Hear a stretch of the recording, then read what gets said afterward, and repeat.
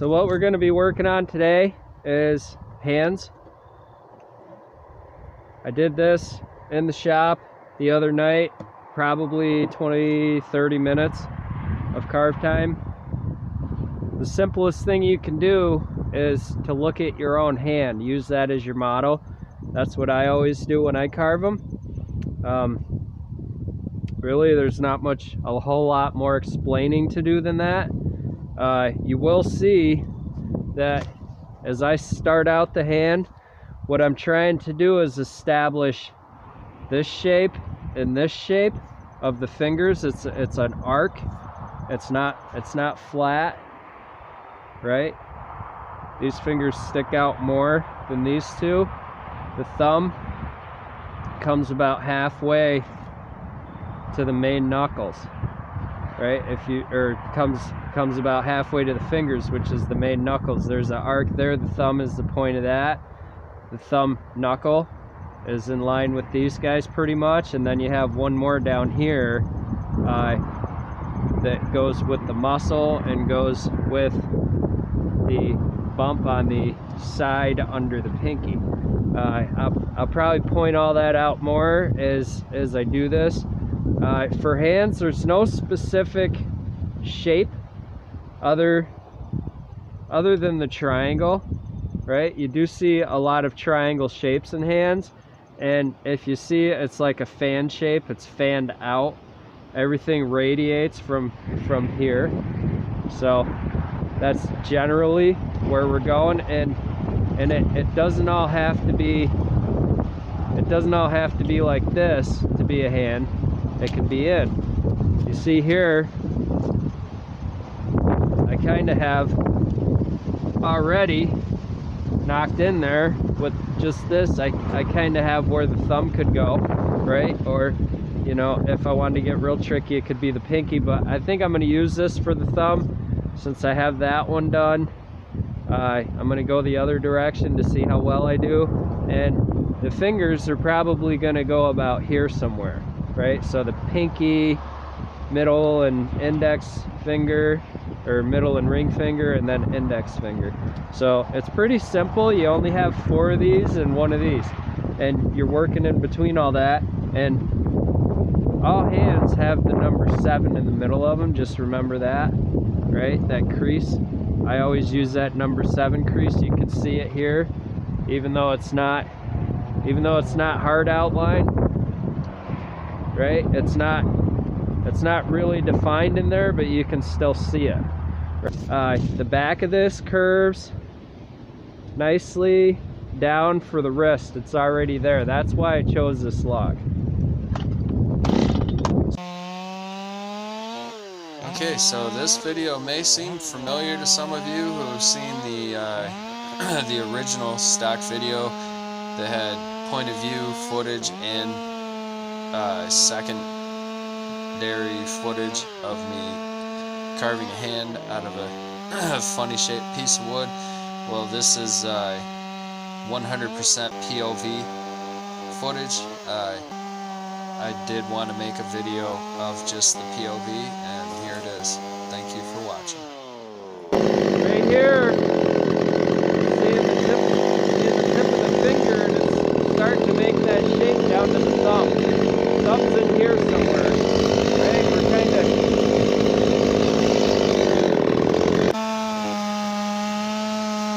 So a lot of this first couple minutes that you're going to see, we're just cleaning the chunk of wood down and minimally establishing the shape of the hand, leaving room for the knuckles and for the thumb and parts that are going to stick out. That's mostly what I'm showing here. It's important to me to show these kind of things because it kind of gives you an idea. If you go all the way to the back of the video and then come back all the way to this point, you'll see where as I was cleaning I actually started to see shapes of the hand and was actually there where I made a cut. You know, things like that. You can kind of see where I'm actually making cuts as I'm cleaning out. I'm actually starting to shape And here I get into sketching a little bit.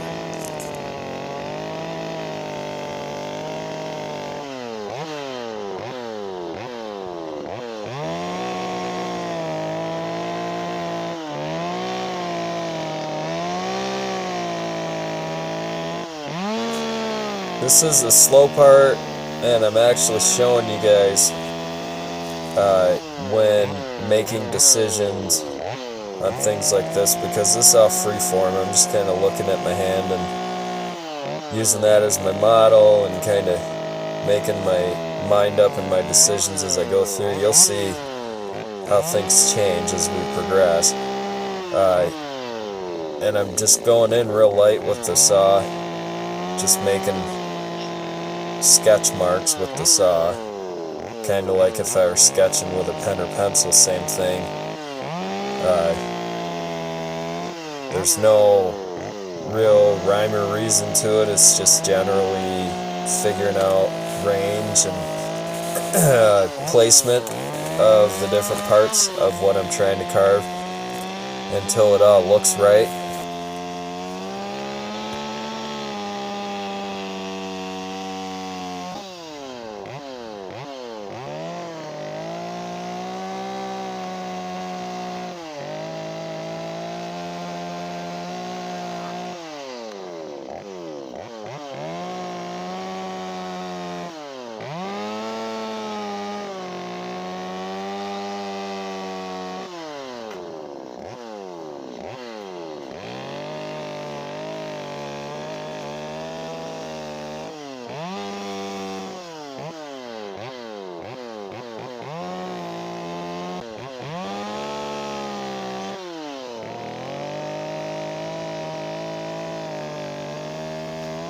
The whole idea up to this point was to get where the thumb sticks out more than the index finger. That was the most important part. And you see, I always leave room where I can go back in and shave things down. There I'm kind of establishing the knuckle of the thumb. It's important to me to stress that when we're working in 3D or even 3/4 view, we leave ourselves parameters, because there you see, right there, I am extending the actual index finger. There's the end of the index finger, right there, in the higher speed footage. And you see where I originally had the index finger, I went way back from it, because I kept looking at my hand and I kept seeing where I actually wanted the index fingertip to be further from the tip of the thumb. So that's important. Don't worry too much about starting right off the bat and firing out a perfect piece. You have to be able to take more away. And there you see the kind of fan shape cut that I'm doing. I'm actually establishing the points off of the tip of the thumb where the fingers are going to radiate from. It may sound a little bit funny right now, but let's keep this in mind, because that is an important series of cuts right there. And now you'll see why it was important for me to make that series of cuts. And you'll see that as I go down, I'm slowly taking away each piece, each cut. Because I'm thinking, well, what if the tip of the pinky ends up right there, right at where the saw finished cutting? So then I remove that piece and I leave room for that if the pinky were to fold down, because the hand folds down in a fan shape. And you'll see, as I keep looking at things, see the pinky's back there, but the pinky actually ends up folding forward, and so do the other fingers. So here now we're actually establishing the fingers, where the fingers are going to be, the tops of them. And you'll see here too, there you saw a very quick photo. There, now see how I went real low with the pinky, and see how I'm going lower and lower in. That's why I did that fan shape cut. There's kind of the fan shape cut again. It's interesting here to look at the high-speed footage. There I'm just picking out the middle. I just want to get the rough profile of it, kind of Hulk hands. You see there was a quick shot of my hand looking at it, how I actually, there it is. You see how the pinky's folded in, way in? And there I'm looking at the wrist and the back of the wrist. And that's an important one. And I waited until I had the fingers established to do that, because everything builds off. So here we are back. This is the slower version of what you just saw in high speed.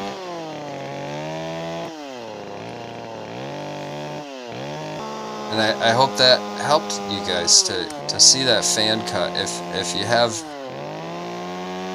you have to see it again, hit rewind, go back and check it out, and you'll see how that fan cut is so important to me. I only go in a couple inches or an inch with it, and then I build off of it. Those are my lines establishing the shape, and I do that a lot. See, there we're folded in. The pinky's in toward the palm, and that's what we're going for. And I can look at my right hand or my left hand. Doesn't really matter if I can switch my brain over. And I'm mostly looking too to see how the fingers fold over each other in layers. There I'm getting rid of all that room. I don't need it, it's gone. There was a big cut that I knew I could take, and there I took a lot off the pinky, because every time I kept looking at it, I kept realizing it was so much lower than I originally thought. You could leave it up, it's fine to leave it up, but the way I was working based solely on what I was seeing, and I wanted to create a form based on that. That was the whole idea of this project, was to only work off of observation. And there's the 7 that I mentioned earlier. I'm starting the 7, and there the fingers are crossing over the 7. But you'll see throughout this whole process, I'm making every line that I make with the saw, I go over it and I go over it, because what I'm doing is I'm poking in deeper. There's the 7 again, establishing that middle line in the palm.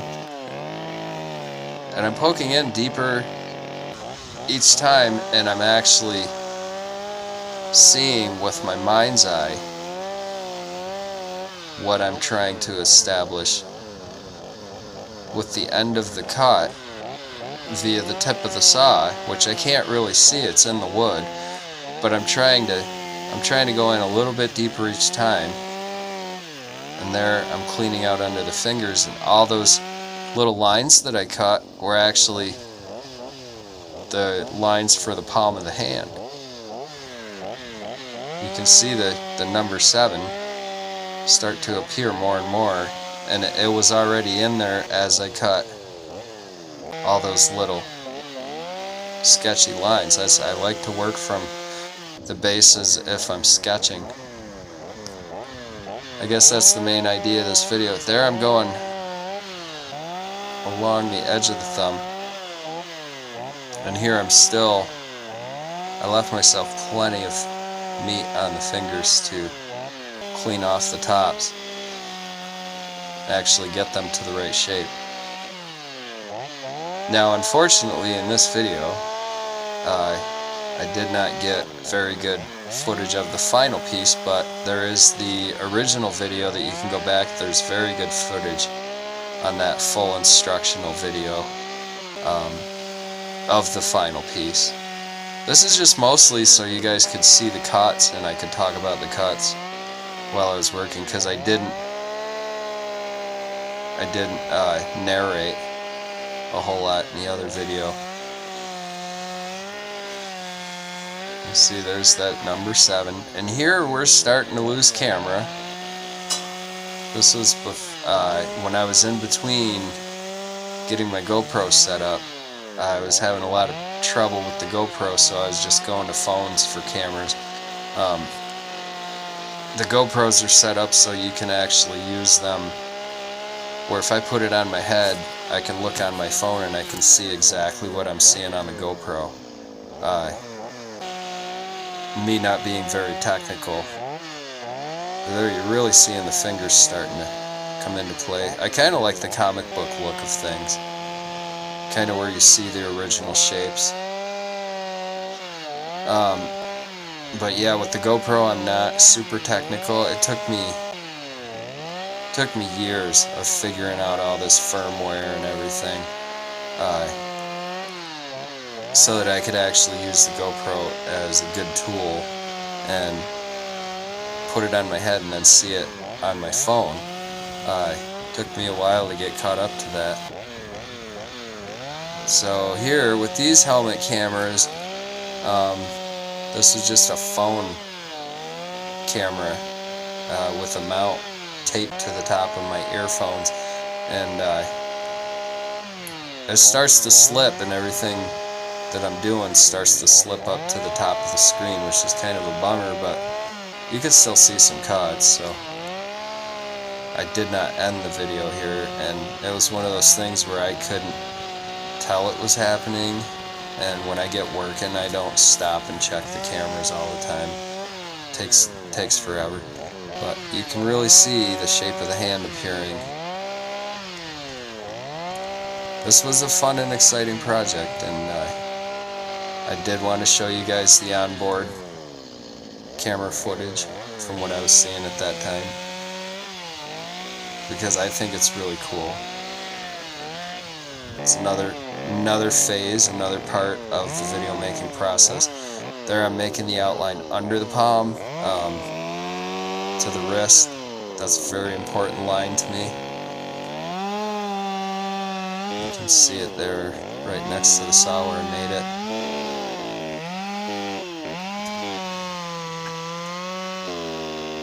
But yeah, that's a fun video, and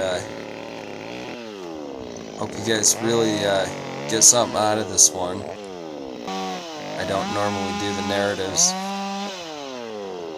where I'm talking the whole time.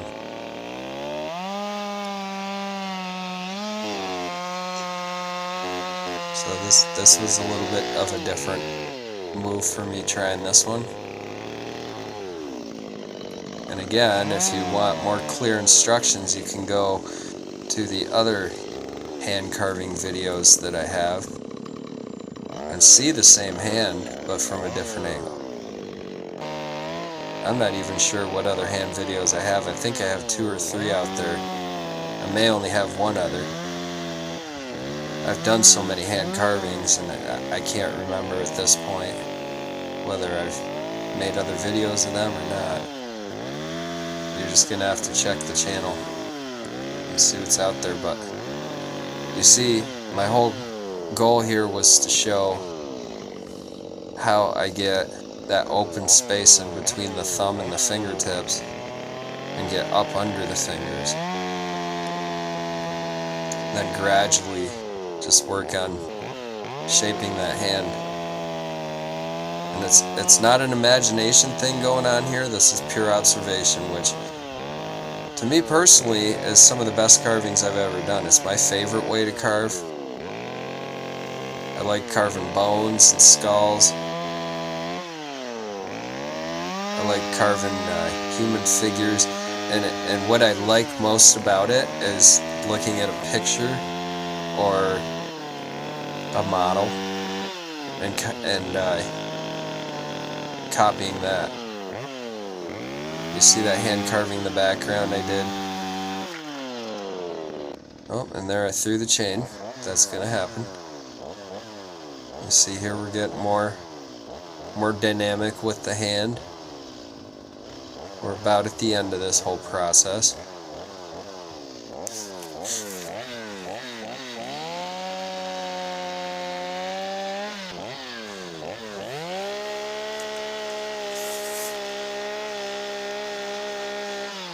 I'm using 2 different saws here. One is a 025 with the broad tip stock bar. It was quarter pitch chain, that's why I kept throwing the chain. And this is the MS210 or 021, and it has a, I believe it's a 10-inch steel bar, quarter tip bar with quarter pitch chain.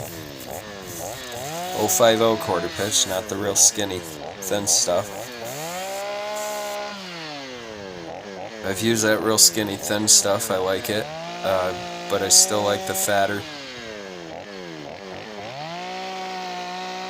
I tend to go for more industrial setups, a little bit heavier duty chain, a little bit heavier duty bars. I tend to like the feel of them. The lighter weight stuff for me is cool, but that real thin chain for me just cuts real straight and fast. And the problem with that when I use it for that is I beat up on the chain a lot and it doesn't last very long. That's why I like the bigger, fatter, older school chain. I actually try to find a forestry grade lineman's quarter pitch that they use for their hydraulic pole saws. There's a shop nearby that has tons of it, and I kind of got hooked on it. It's a semi-chisel chain. It's not a chisel chain. It's actually rounded nose, and it has a lot of nice float to it. Well, and there you see the pretty much the finish of the hand. I want to thank you all for hanging out and subscribing and following my channel. All these years I've been working on it. It's been a long road, and I'm going to keep making videos and enjoying what I do. And I hope you guys do too.